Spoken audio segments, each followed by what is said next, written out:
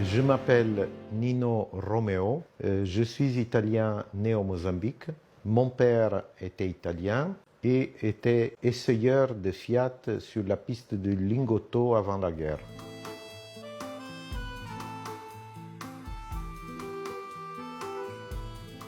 Après, il était mécanicien au Mozambique et ma passion pour les voitures descend de cet intérêt pour la mécanique.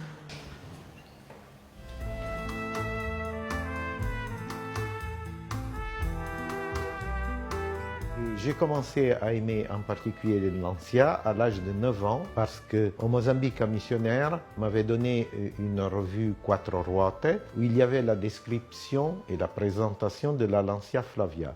Et c'est à partir de là que mon amour pour Lancia a commencé.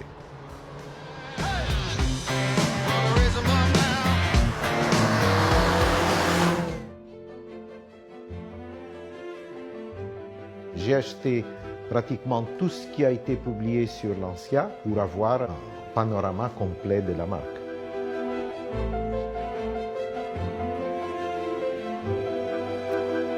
Actuellement, j'ai une Lancia Fulvia Sport 1600 carrosserie Zagato de 1972. Je l'ai depuis 1987 et j'ai une Lancia 2000 injection électronique de 1975. La Fulvia Sport a deux types d'originalité que j'aime. En particulier la mécanique, parce que c'est la même mécanique de la Lancia Fulvia Coupé HF qui a gagné le rallye de Monte-Carlo en 1972, ce qui veut dire moteur V4 à double valve à cam avec deux carburateurs double corps, traction avant, 4 freins à disque avec servo-frein et ils ont une voiture mécaniquement très efficace. En plus, elle a une carrosserie originale qui a été fabriquée par Zagato et dessinée par M.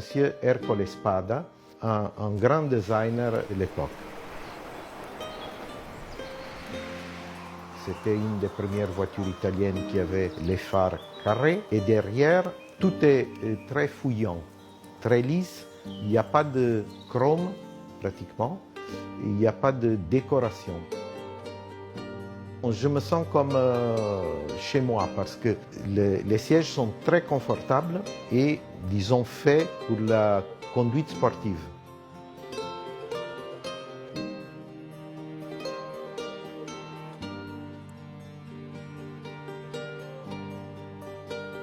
Le tableau de bord est très beau, il est revêtu en bois et il a un dessin asymétrique très original. La voiture, elle fait 114 chevaux d'IN, elle fait 190 km à l'heure et elle pèse 970 kg. La voiture est strictement collée à la route, ce qui fait que, disons, même par rapport aux voitures d'aujourd'hui, on n'a aucun problème d'aller vite dans les virages.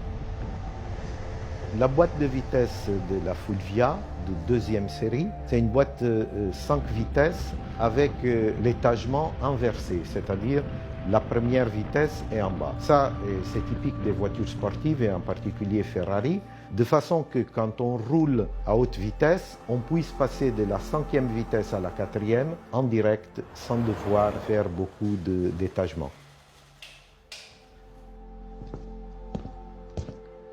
Cette voiture, même aujourd'hui, elle me donne les très bonnes sensations que j'avais quand j'étais jeune. C'est pour ça que même dans toutes les voitures historiques que j'ai eues dans le temps, celle-là, c'est la préférée et je ne la vendrai jamais.